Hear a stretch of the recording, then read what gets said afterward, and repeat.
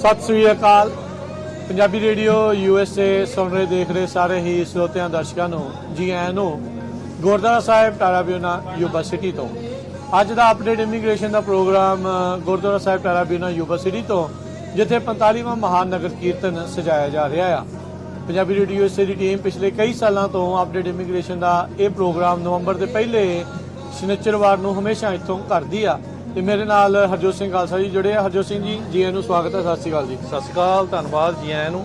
Punjabi radio USA ਦੇ ਜਿੰਨੇ ਵੀ ਸਰੋਤੇ ਸਾਡੇ ਸਾਰੇ ਹੀ AM ਸਟੇਸ਼ਨਸ FM ਸਟੇਸ਼ਨਸ ਘਰਾਂ ਦੇ ਵਿੱਚ ਰੇਡੀਓ ਸੈਟਸ ਦੇ ਰਾਹੀਂ ਟੈਲੀਫੋਨ ਦੇ ਰਾਹੀਂ ਫੇਸਬੁੱਕ YouTube ਤੇ ਦੇਖ ਰਹੇ ਹੋ ਸੁਣ ਰਹੇ ਹੋ ਸਾਰਿਆਂ ਨੂੰ ਜੀ ਆਇਆਂ ਨੂੰ ਤੇ ਬਹੁਤ ਹੀ ਪਿਆਰ ਤੇ ਸਤਿਕਾਰ ਭਰੀ ਸਤਿ ਸ਼੍ਰੀ ਅਕਾਲ।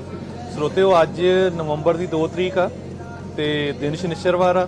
ਆਪਾਂ ਯੂਬਾ ਸਿਟੀ ਟਾਰਾਬਿਊਨਾ ਗੁਰਦੁਆਰਾ ਸਾਹਿਬ ਪਹੁੰਚੇ ਹੋਏ ਆ ਤੇ ਅੱਜ ਦਾ ਜਿਹੜਾ ਸਾਡਾ ਅਪਡੇਟ ਇਮੀਗ੍ਰੇਸ਼ਨ ਵਾਲਾ ਪ੍ਰੋਗਰਾਮ ਆ ਲਾਈਵ ਆਪਾਂ ਇੱਥੋਂ ਤੁਹਾਨੂੰ ਉਹ ਪੇਸ਼ ਕਰ ਰਹੇ ਹਾਂ ਜੀ। ਤੇ ਆਪਣੇ ਨਾਲ ਅਪਡੇਟ ਇਮੀਗ੍ਰੇਸ਼ਨ ਪ੍ਰੋਗਰਾਮ ਦੇ ਲਈ ਜੁੜ ਚੁੱਕੇ ਨੇ ਅਟਾਰਨੀ ਜੇ ਟਰਕੇਣਾ ਜੀ।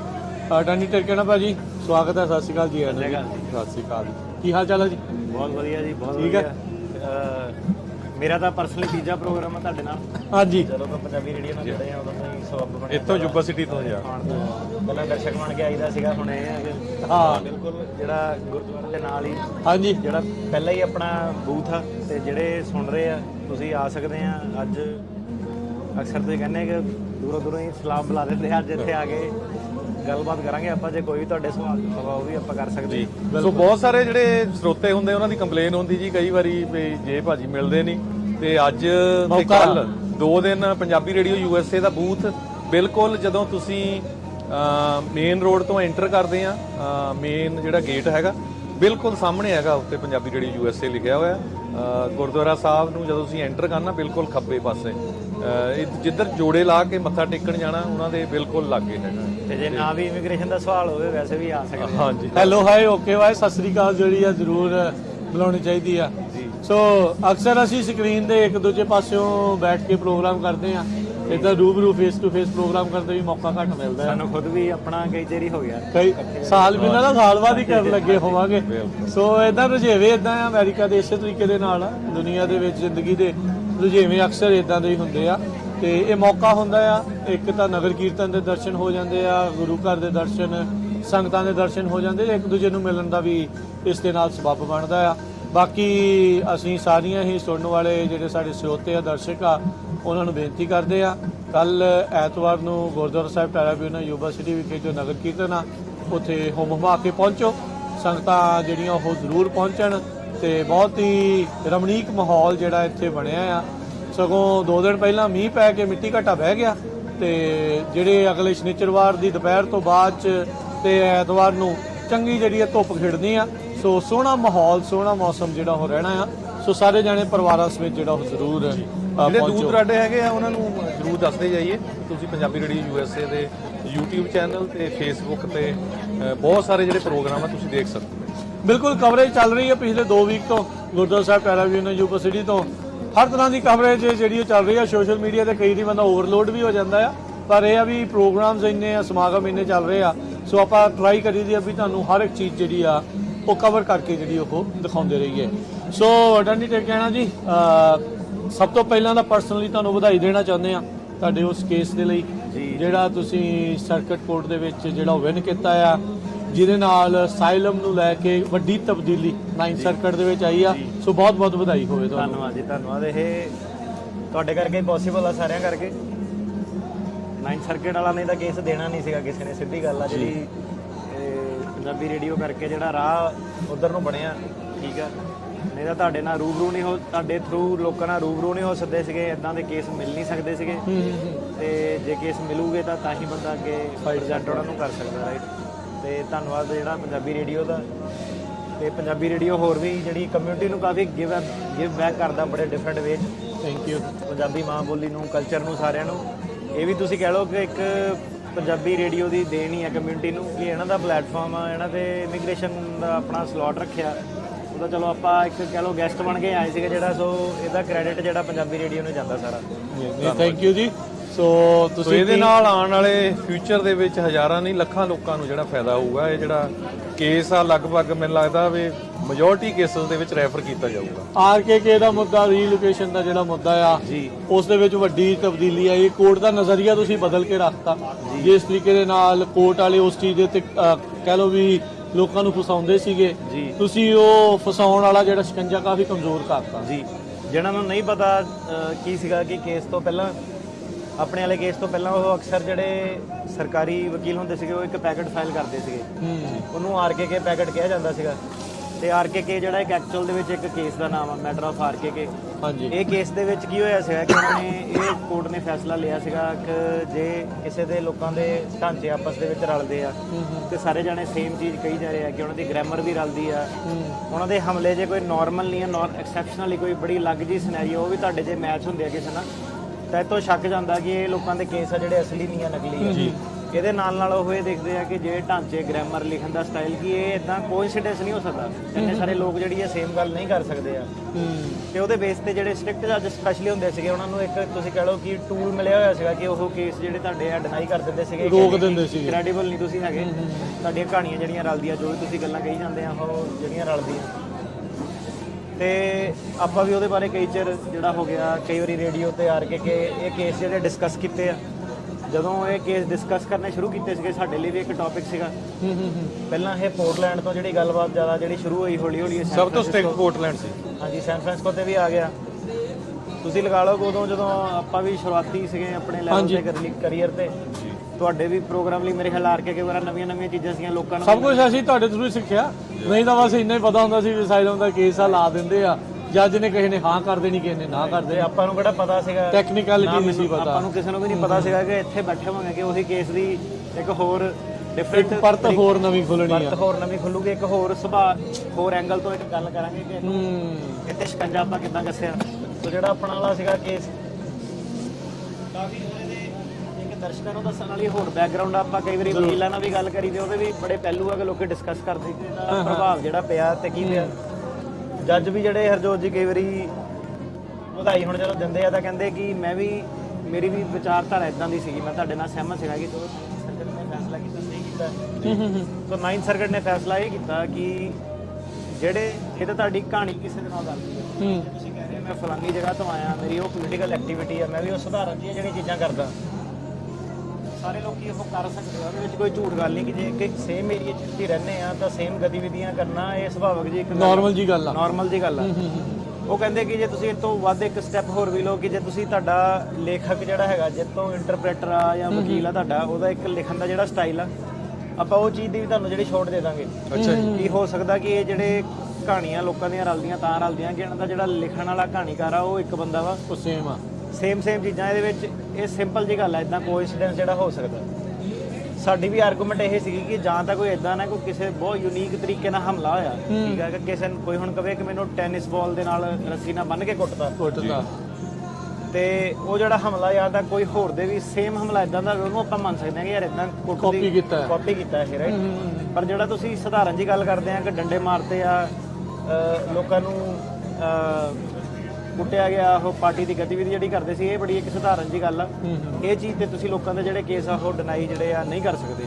ਸੋ ਇਹ ਜਿਹੜਾ ਉਹਨਾਂ ਨੇ ਆਪਣੇ ਕੇਸ ਦੇ ਥਰੂ ਇਹ ਚੀਜ਼ ਸੀ ਜਿਹੜੀ ਪਲਟ ਕਰ ਦਿੱਤੀ। ਇੱਕ ਤਾਂ ਢਾਂਚੇ ਰਲਦੇ ਦੀ ਕੇਸ ਉਹਨਾਂ ਨੇ ਪਲਟ ਕਰ ਦਿੱਤੀ ਸੀ, ਦੂਜੀ ਜਿਹੜੀ ਕਿਉਂਕਿ ਹੁਣ ਆਰਕੇਕੇ ਐਡੀ ਵੱਡੀ ਨਿਊਜ਼ ਸੀਗੀ, ਉਹਦੇ ਕਰਕੇ ਇੱਕ ਜਿਹੜੀ ਹੋਰ ਬੜੀ ਸਾਡੀ ਮੇਜਰ ਇਸੇ ਕੇਸ ਦੇ ਵਿੱਚ ਵਿਕਟਰੀ ਸੀਗੀ ਇੰਟਰਨਲ ਰੀਲੋਕੇਸ਼ਨ ਦੀ। ਉਹ ਕਿਉਂਕਿ ਆਰਕੇਕੇ ਦਾ ਹਵਾ ਇੰਨਾ ਸੀਗਾ ਕਿ ਇੰਟਰਨਲ ਰੀਲੋਕੇਸ਼ਨ ਵਾਲੀ ਦੀ ਕੋਈ ਗੱਲ ਨਹੀਂ ਕਰ ਰਿਹਾ, ਪਰ ਉਹਦਾ ਜਿਹੜਾ ਦੋਨੋਂ ਕੇਸਾਂ ਦਾ ਸਾਡਾ ਜਿਹੜਾ ਸੀਗਾ ਬਹੁਤ ਇਫੈਕਟ ਹੋਇਆ ਅਗਲੇ ਹਫਤੇ ਜਦੋਂ ਆਪਾਂ ਗਏ ਕੋਰਟ ਦੇ ਵਿੱਚ। ਠੀਕ ਹੈ। ਇੱਕ ਤਾਂ ਜਿਹੜੇ ਸਰਕਾਰ ਨੇ ਆਰਕੇਕੇ ਵਾਲੇ ਪੈਕੇਟ ਜਿਹੜੇ ਫਾਈਲ ਕੀਤੇ ਸੀ ਸਾਰੇ, ਉਹ ਪੈਕੇਟ ਉਹਨਾਂ ਨੇ ਜਿਹੜੇ ਵਾਪਸ ਲੈ ਲਏ। ਕੇਸ ਉਹਨਾਂ ਨੇ ਕਿਹਾ ਕਿ ਆਪਾਂ ਅੱਗੇ ਪੋਸਟਪੋਨ ਕਰੋ, ਸਾਨੂੰ ਹੋਰ ਟਾਈਮ ਚਾਹੀਦਾ, ਆਪਾਂ ਦੁਬਾਰਾ ਆਪਣੀ ਸਟ੍ਰੈਟਜੀ ਦੇਖਦੇ ਹਾਂ ਕਿ ਕਿੱਦਾਂ ਆਪਾਂ ਆਰਕੇਕੇ ਨੂੰ ਜਿਹੜਾ ਆਪਣਾ ਪੈਕੇਟ ਜਿਹੜਾ ਰਿਵਾਈਜ਼ ਕਰਨਾ, ਹੈਂਡਲ ਕਰਨਾ। ਜੀ ਹੁਣ ਆਪਾਂ ਕੀ ਦੇਖ ਰਹੇ ਹਾਂ ਕਿ ਜਿਹੜੇ ਇੰਟਰਨਲ ਰੀਲੋਕੇਸ਼ਨ ਵਾਲੇ ਕੇਸ ਸੀਗੇ 9th ਸਰਕਟ ਤੋਂ, ਉਹ ਵੀ ਵਾਪਸ ਉਹਨਾਂ ਨੇ BIA 'ਚ ਭੇਜਣੇ ਜਿਹੜੇ ਸ਼ੁਰੂ ਕਰ ਦਿੱਤੇ ਆ। ਠੀਕ ਹੈ ਜੀ। ਇੰਟਰਨਲ ਰੀਲੋਕੇਸ਼ਨ 'ਚ ਕੀ ਸੀਗਾ ਕਿ ਪਹਿਲਾਂ ਤਾਂ ਲੋਕੀ ਕਹਿੰਦੇ ਸੀਗੇ, ਜਿਹੜੇ ਕਈ ਸਾਲ ਪਹਿਲੀ ਗੱਲ ਆ, ਕਿ ਆਰਗੂਮੈਂਟ ਹੁੰਦਾ ਸੀਗਾ ਕਿ ਆਧਾਰ ਕਾਰਡ, ਪੈਨ ਕਾਰਡ ਨਾਲ ਲੋਕੀ ਟਰੈਕ ਹੋ ਜਾਂਦੇ, ਉਹਨਾਂ ਨੇ ਟਰੈਕ ਕਰ ਲੈਣਾ। ਹਾਂਜੀ।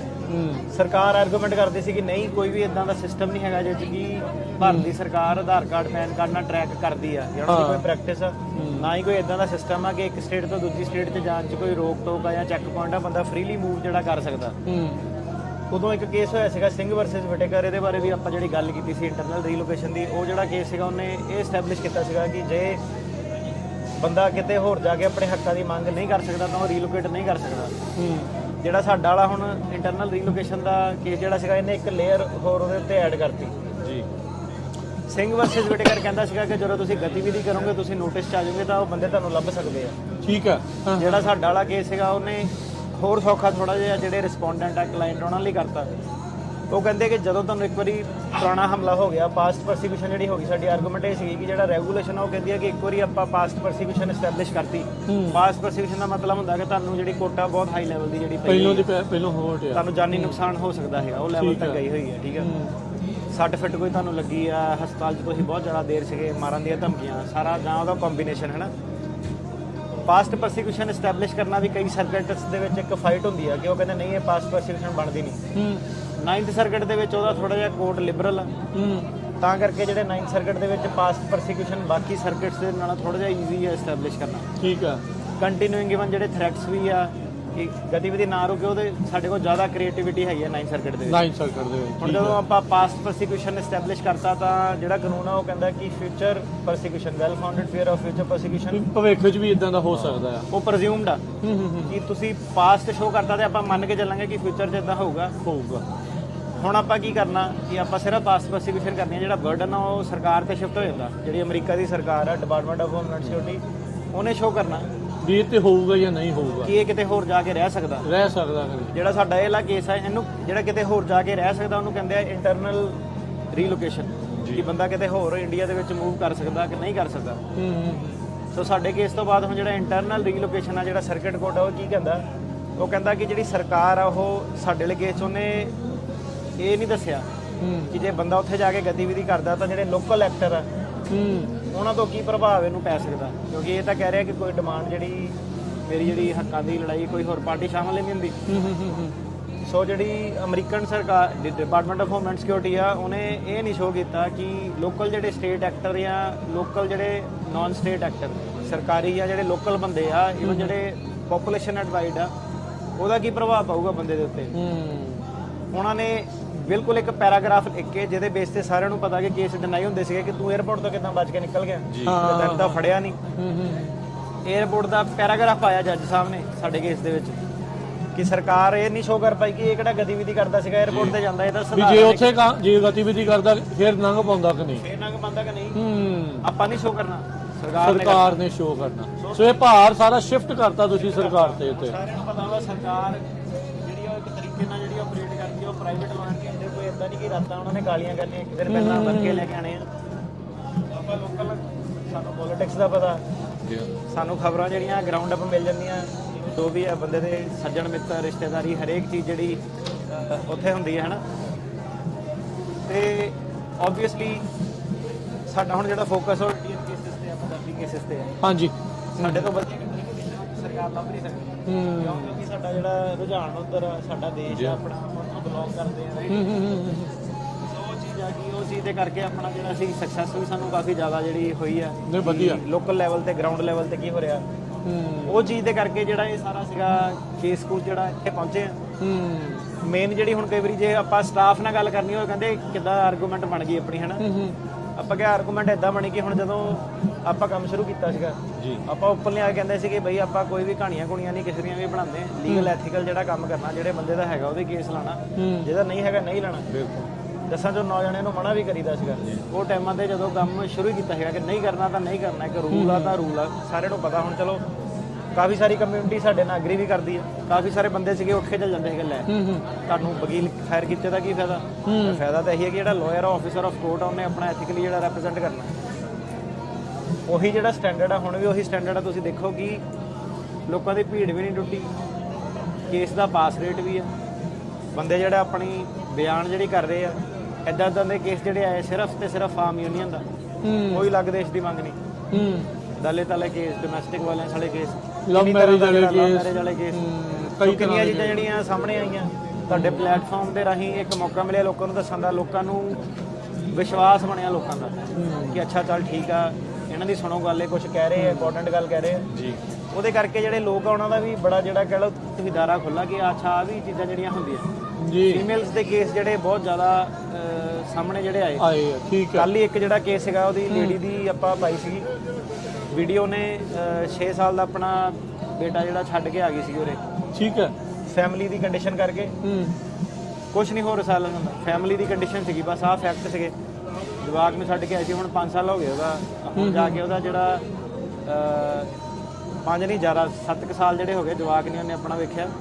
ਆਹ ਚੀਜ਼ ਦਾ ਜਿਹੜਾ ਕੇਸ ਹੈਗਾ ਫੈਮਿਲੀ ਉਹ ਹੁਣ ਮਿਲ ਸਕਦੇ ਇਕੱਠੇ ਹੋ ਸਕਦੇ ਜਵਾਕ ਨੂੰ ਹੁਣ ਆਪਾਂ ਇੱਥੇ ਬੁਲਾ ਸਕਦੇ ਆ। ਉਹਦਾ ਹੁਣ ਜਦੋਂ ਸੀਗਾ ਨਾ ਉਹਨੇ ਮੈਨੂੰ ਇਹ ਕਿਹਾ, ਕਹਿੰਦੀ ਕਿ ਮੈਂ ਨਾ ਜਦੋਂ ਵਕੀਲ ਕੋ ਗਈ ਸੀਗੀ, ਕਈਆਂ ਨੂੰ ਟਰਾਈ ਕੀਤਾ ਸੀ, ਉਹ ਕਹਿੰਦੇ ਕਿ ਤੇਰਾ ਕੇਸ ਨਹੀਂ ਹੈਗਾ, ਤੇਰਾ ਬਣਦਾ ਨਹੀਂ, ਕਿਉਂਕਿ ਉਹਨਾਂ ਨੂੰ ਪਤਾ ਹੀ ਨਹੀਂ ਸੀਗਾ ਕਿ ਕਰਨਾ ਕੀ ਹੈ ਕੇਸ ਦੇ ਵਿੱਚ। ਸੋ ਇਹ ਪਾਰਟਿਕੂਲਰ ਸੋਸ਼ਲ ਗਰੁੱਪ ਦਾ ਜਿਹੜਾ ਇਹਦਾ ਕੇਸ ਹੈਗਾ, ਜਿਹੜਾ ਘਰੇਲੂ ਜਿਹੜੇ ਝਗੜੇ ਆ ਉਹਨਾਂ ਦੇ ਕਰਕੇ ਤੁਸੀਂ ਕਹਿ ਲਓ। ਸੋ ਜਿੱਦਾਂ ਅਕਸਰ ਇਹ ਤੁਸੀਂ ਵੀ ਕਹਿੰਦੇ ਆ, ਦੱਸਦੇ ਹੁੰਦੇ ਆ ਵੀ ਕਈ ਵਾਰੀ ਜਦੋਂ ਤੁਸੀਂ ਕੇਸ ਲਾਉਣ ਦੇ ਲਈ ਜਾਂਦੇ ਆ, ਬਹੁਤ ਸਾਰੇ ਲੋਕ ਅਜਿਹੇ ਨੇ, ਚਲੋ ਹੈਲਪ ਕਰਦੇ ਕਹਿ ਲਓ, ਜਾਂ ਕੋਈ ਮਨੀ ਕਰਕੇ ਜਿਹੜਾ ਬੰਦਾ ਕਿਸੇ ਕੋਲ ਚਲੇ ਜਾਂਦਾ, ਉਹਨਾਂ ਨੂੰ ਜਦੋਂ ਪੂਰੀ ਸਮਝ ਨਹੀਂ ਹੁੰਦੀ ਉਸ ਪੂਰੇ ਲਾਅ ਦੀ, ਜਾਂ ਉਹਨੂੰ ਕਿੱਦਾਂ ਇੰਟਰਪ੍ਰੀਟ ਕਰਨਾ ਆ, ਤੇ ਕਿਸੇ ਵੀ ਚੀਜ਼ ਦੇ ਉੱਤੇ ਟਿਕ ਮਾਰ ਕੇ ਘੱਲ ਦਿੰਦੇ ਆ।